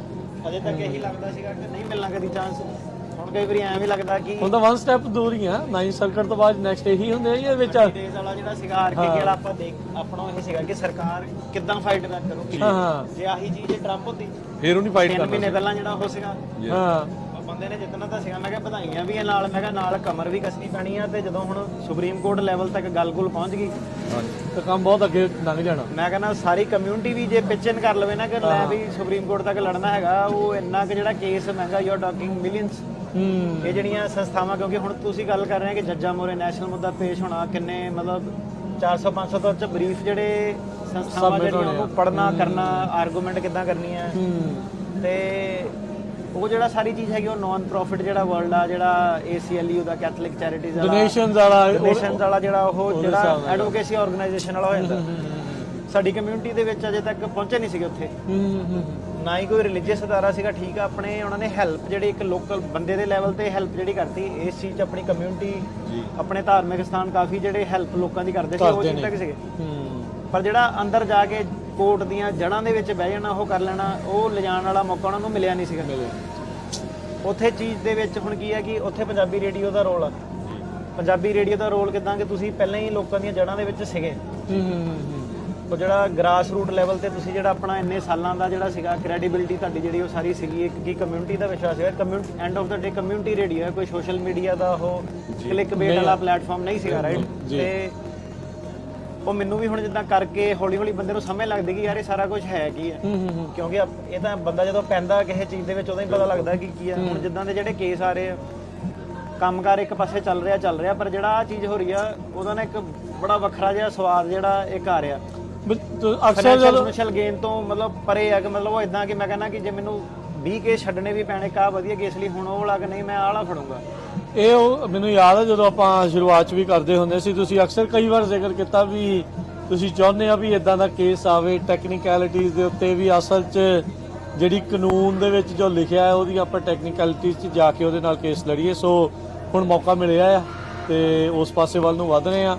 ਗੁਰੂ ਮਹਾਰਾਜ ਦੀ ਹਜ਼ੂਰੀ ਦੇ ਵਿੱਚ ਬੈਠੇ ਆ, ਇੱਥੇ ਨਾਲ ਆ ਗੁਰੂ ਘਰ, ਸੋ ਗੁਰੂ ਮਹਾਰਾਜ ਚੜ੍ਹਦੀ ਕਲਾ ਦੇ ਵਿੱਚ ਰੱਖੇ, ਉਹ ਆਪਣਾ ਆਸ਼ੀਰਵਾਦ ਬਣਾ ਕੇ ਰੱਖੇ, ਉਹ ਬਸ ਉਹਨਾਂ ਦੇ ਨਾਲ ਜਿਹੜਾ ਇਸ ਤਰੀਕੇ ਦੇ ਨਾਲ ਸਫਲਤਾ ਜਿਹੜੀ ਉਹ ਮਿਲਦੀ। ਦੇਖੋ ਆਪਾਂ ਤਾਂ ਸਾਰਿਆਂ ਦੇ ਅਰਦਾਸ ਇਹੀ ਕਰਦੇ ਵੀ ਜਿਹੜਾ ਵੀ ਅਮਰੀਕਾ ਆ ਗਿਆ ਉਹਨੂੰ ਇਮੀਗ੍ਰੇਸ਼ਨ ਮਿਲ ਜਾਏ। ਬਹੁਤ ਵਾਰ ਸਾਡੇ ਤੇ ਵੀ ਰੇਡੀਓ ਤੇ ਕਹਿ ਦਿੰਦੇ ਯਾਰ ਇਹ ਤਾਂ ਕਿਸੇ ਨੂੰ ਦਵਾਉਣਾ ਹੀ ਨਹੀਂ ਚਾਹੁੰਦੇ ਹਨਾ, ਵੀ ਮੈਨੂੰ ਬਹੁਤ ਕਹਿੰਦੇ ਇਹ ਨਹੀਂ ਚਾਹੁੰਦਾ ਕੋਈ ਆਵੇ। ਹਾਂ ਜੀ, ਇਹ ਗੱਲ ਇਹ ਹੈ ਕਿ ਆਪਾਂ ਸਾਰੇ ਜਣੇ ਪੂਰਾ ਇੱਕ ਟੀਮ ਆ ਜਿਹੜੇ ਸਾਨੂੰ ਸੁਣ ਰਹੇ ਆ, ਵੀ ਇੱਕ ਤਰ੍ਹਾਂ ਨਾਲ ਹੀ ਟੀਮ ਆ, ਪਰਿਵਾਰ ਕੀ ਆ, ਇੱਕ ਲੈਵਲ ਦੀ ਟੀਮ ਆ।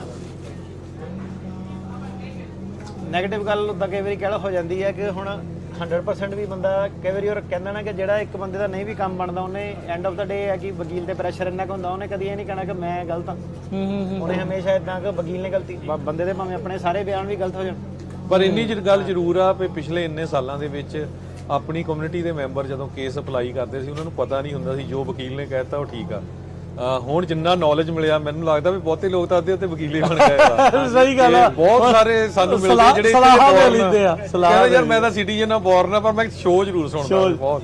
ਬਿਲਕੁਲ। ਸੋ ਆਪਾਂ ਸਾਰੇ ਟੀਮ ਆ, ਧੰਨਵਾਦ ਤੁਹਾਡਾ ਸਾਰਿਆਂ ਦਾ। ਲਾਸਟ ਟਾਈਮ ਮੈਂ ਇਸੇ ਚੀਜ਼ ਉੱਤੇ ਸੌਰੀ ਬਤਨ ਵਿੱਚ ਕੱਟ ਰਿਹਾ, ਲਾਸਟ ਟਾਈਮ ਮੈਂ ਹਰਜੋਤ ਭਾਈ ਨੇ ਸ਼ੋਅ ਕਰਦੇ ਸੀ, ਪਰ ਮੈਂ ਜਾ ਰਿਹਾ ਸੀਗਾ ਤੇ ਮੈਨੂੰ ਸੀਗਾ ਯਾਰ ਸ਼ੋਅ ਜਿਵੇਂ ਅੱਜ ਮੈਂ ਕਰ ਨਹੀਂ ਰਿਹਾ ਤਾਂ ਸੁਣਨਾ ਜ਼ਰੂਰ ਆ।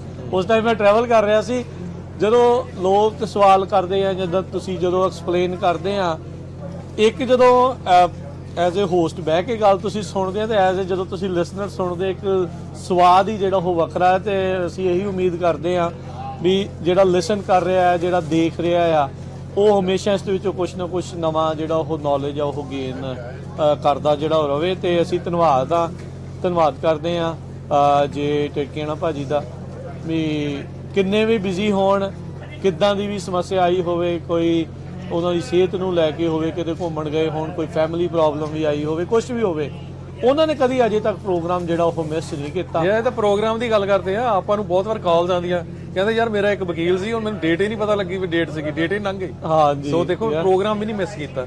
ਸੋ ਜਿੰਨੇ ਵੀ ਸਾਡੇ ਸਰੋਤੇ ਸੁਣ ਰਹੇ ਆ, ਦੇਖ ਰਹੇ ਆ ਦੋਨੋਂ ਦਿਨ ਜੇ ਤੁਰਕੀ ਆਣੇ ਆ, ਭਾਜੀ ਹੁਣੀ ਇੱਥੇ ਹੋਣਾ ਆ।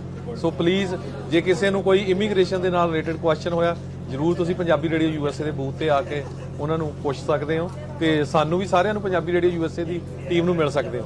ਬਿਲਕੁਲ ਮੌਸਮ ਬਹੁਤ ਵਧੀਆ ਆ, ਬੱਦਲ ਆ, ਪਰ ਦੁਪਹਿਰੋਂ ਬਾਅਦ ਧੁੱਪ ਖਿੜ ਜਾਣੀ ਆ ਤੇ ਹੌਲੀ ਹੌਲੀ ਸੰਗਤਾਂ ਆ ਰਹੀਆਂ। ਜਿਸ ਟਾਈਮ ਹੁਣ ਆਪਾਂ ਪ੍ਰੋਗਰਾਮ ਕਰ ਰਹੇ ਆ, ਇੱਕ ਪਾਸੇ ਨਿਸ਼ਾਨ ਸਾਹਿਬ ਦੀ ਸੇਵਾ ਜਿਹੜੀ ਉਹ ਚੱਲ ਰਹੀ ਆ, ਸੋ ਉਹ ਸਾਰਾ ਕੁਝ ਚੱਲ ਰਿਹਾ। ਅੰਦਰ ਸਮਾਗਮ ਜਿਹੜੇ ਆ ਉਹ ਸ਼ੁਰੂ ਹੋ ਜਾਣੇ ਆ। ਅੱਜ ਰਹਿਣ ਸਭਾਈ ਕੀਰਤਨ ਆ ਰਾਤ ਦੇ 12 ਵਜੇ ਤੱਕ, ਤੇ ਨਾਲ ਹੀ ਆਪਣੇ ਹਰਜੋਤੀ ਇਸੇ ਮੌਕੇ ਦੱਸ ਦਈਏ ਕੱਲ ਨੂੰ ਟਾਈਮ ਚੇਂਜ ਹੋਣਾ ਹੈ ਜੀ। ਸੋ ਪਹਿਲਾ ਐਤਵਾਰ ਆ ਨਵੰਬਰ ਦਾ, ਸੋ ਹਮੇਸ਼ਾ ਟਾਈਮ ਚੇਂਜ ਹੁੰਦਾ, 1 ਘੰਟਾ ਵੱਧ ਸੌਣ ਨੂੰ ਮਿਲਦਾ ਸਾਰਿਆਂ ਨੂੰ। ਸੋ ਤੁਸੀਂ 1 ਘੰਟਾ ਵੱਧ ਜਿਹੜਾ ਸੌ ਸਕਦੇ ਆ।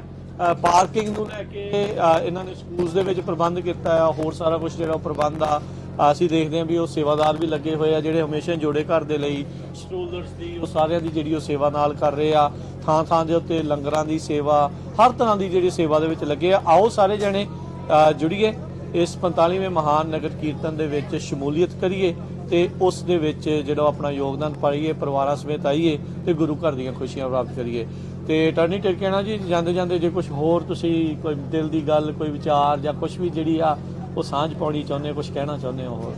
ਬਸ ਅੱਜ ਤਾਂ ਆਪਾਂ ਕਹਿ ਲਓ ਤੁਸੀਂ ਮौज ਮਸਤੀ ਉਰੇ ਕਰਨ ਜਿਹੜੇ ਆਏ ਆ, ਇਮੀਗ੍ਰੇਸ਼ਨ ਦੇ ਤੁਹਾਡੇ ਸਵਾਲ ਜਵਾਬ ਦਵਾਂਗੇ, ਪਰ ਮੇਨ ਇਹ ਹੈ ਕਿ ਇਹ ਵੀ ਨਜ਼ਾਰਾ ਆਪਣਾ ਕਿ ਇੰਨੇ ਸਾਰੇ ਲੋਕਾਂ ਨਾਲ 2 ਦਿਨ ਲਗਾਤਾਰ ਬੈਕ ਟੂ ਬੈਕ ਇਮੀਗ੍ਰੇਸ਼ਨ ਦੀਆਂ ਵੀ ਗੱਲਾਂ ਹੁੰਦੀਆਂ। ਇੱਕ ਮਿਲ ਕੇ ਤੁਸੀਂ ਕਹਿ ਲਓ એનર્ਜੀ ਜਿਹੜੀ ਹੋਰ ਹੀ ਹੁੰਦੀ ਹੈ ਕਿ ਇੱਕ ਆਫਿਸ 'ਚ ਬੰਦਾ ਮਿਲਿਆ ਹੋਰ ਆ, ਇੱਥੇ ਜਿਹੜੇ ਖੁੱਲਾ ਮਿਲਣਾ ਹੁੰਦਾ ਆ, ਉਹ ਵੀ ਬੜੇ ਰਿਲੈਕਸਡ ਜੇ ਆ। ਹੁਣ ਨਹੀਂ ਤਾਂ ਟੈਨਸ਼ਨ ਜੀ ਲੋਕਾਂ ਨੂੰ ਪਈ ਹੁੰਦੀ ਕਿ ਰਿਮੂਵਲ ਇਦਾਂ ਵਾ, ਹੁਣ ਇੱਥੇ ਇਦਾਂ ਵਾ ਕਿ ਗੁਰੂ ਘਰ 'ਚ ਸਾਰੇ ਉਹਨਾਂ ਦਾ ਵੀ ਮੈਂ ਦੇਖਿਆ ਕਿ ਭਾਵੇਂ ਟੈਕਨੀਕਲ ਉਹਨਾਂ ਨੇ ਹੋਰ ਸੁਭਾਅ ਵੱਖਰਾ ਹੋ ਜਾਂਦਾ, ਬੰਦੇ ਦਾ ਖੁੱਲ ਜਾਂਦਾ ਥੋੜਾ। ਉਹਨਾਂ ਨੇ ਵੀ ਫਿਰ ਰਿਲੈਕਸ ਹੋ ਕੇ ਪੁੱਛਣਾ, ਆਪਾਂ ਵੀ ਜਿਹੜਾ ਕਹਿ ਲਓ ਤੁਸੀਂ ਰਿਲੈਕਸ ਹੋ ਕੇ ਦੱਸਣਾ। ਹਾਂ, ਇਹ ਜਿਹੜੀ ਚੀਜ਼ ਆ, ਜਿਹੜੀ ਇੱਥੇ ਦੀ એનર્ਜੀ ਹੈ, ਬੜੇ ਆਉਣ ਵਾਲੇ ਮਹੀਨਿਆਂ ਤੱਕ ਜਿਹੜੀ ਕੈਰੀ ਹੁੰਦੀ ਆ। ਕਈ ਵਾਰੀ ਫਿਰ ਵਾਪਸ ਮੁੜ ਕੇ ਜਦੋਂ ਦੇਖੀ ਤਾਂ ਫੋਟੋ ਸਾਰੀਆਂ। ਹਾਂ, ਤੇ ਇਹ ਜੇ ਤੁਸੀਂ ਕਹਿ ਲਓ ਕਿ ਇੱਕ ਤਰ੍ਹਾਂ ਜਿੱਦਾਂ ਹੌਲੀਡੇ ਪਾਰਟੀ ਨਹੀਂ ਲੋਕਾਂ ਦੀ ਹੁੰਦੀ ਕਿ ਕੰਮ ਆਫਿਸ ਨੇ ਕਰ ਲਿਆ, ਕਿ ਹੁਣ ਜਿਹੜਾ ਰਿਲੈਕਸ ਹੋ ਜਾਂਦਾ ਬੰਦਾ, ਇਹ ਆਪਣਾ ਜਿਹੜਾ ਉਹਲਾ ਟਾਈਮ ਆ। ਤੇ ਇਹ ਆਪਾਂ ਜਿਹੜਾ ਸਾਰਾ ਸਾਲ ਜਿਹੜਾ ਸ਼ੋਸ਼ੋ ਕਰਕੇ ਆਪਾਂ ਅਰਨ ਕੀਤਾ ਆਪਣਾ ਜਿਹੜਾ ਉਹ। ਬਿਲਕੁਲ। ਸੋ ਬਿਲਕੁਲ ਜਿਹੜੇ ਧਾਰਮਿਕ ਪ੍ਰੋਗਰਾਮ ਆ ਬਹੁਤ ਵਧੀਆ ਚੱਲ ਰਹੇ ਹੈਗੇ ਆ, ਬਹੁਤ ਵਧੀਆ ਜਥੇ ਆਏ ਹੋਏ ਆ, ਕਥਾਵਾਚਕ ਢਾਡੀ ਆਏ ਹੋਏ ਆ, ਗੁਰਤਾ ਗੁਰਗੱਦੀ ਦਿਵਸ ਨੂੰ ਲੈ ਕੇ 45ਵਾਂ ਨਗਰ ਕੀਰਤਨ ਆ, ਲੰਗਰ ਬਹੁਤ ਆ, ਹੋਰ ਦੁਕਾਨਾਂ ਬਹੁਤ ਆ, ਸਾਰਾ ਕੁਝ ਧਾਰਮਿਕ ਵੀ ਸੋਸ਼ਲ ਵੀ। ਲੋਕ ਸਾਨੂੰ ਸੰਗਤਾਂ ਮਿਲ ਕੇ ਗਈਆਂ, ਵਰਜੀਨੀਆ ਤੋਂ, ਮਿਸ਼ੀਗਨ ਤੋਂ, ਸਿਆਟਲ ਤੋਂ ਆਏ ਹੋਏ ਆ, ਸਵੇਰੇ ਮਿਲ ਕੇ ਗਏ ਆ। ਸੋ ਬਹੁਤ ਦੂਰੋਂ ਦੂਰੋਂ ਆਏ ਆ। ਕੱਲ ਮੀਂਹ ਪਿਆ ਸੀ ਰਾਤੀ, ਪਰ ਆ ਦੋਨੋਂ ਦਿਨ ਹੁਣ ਸਾਫ਼ ਆ ਜੀ।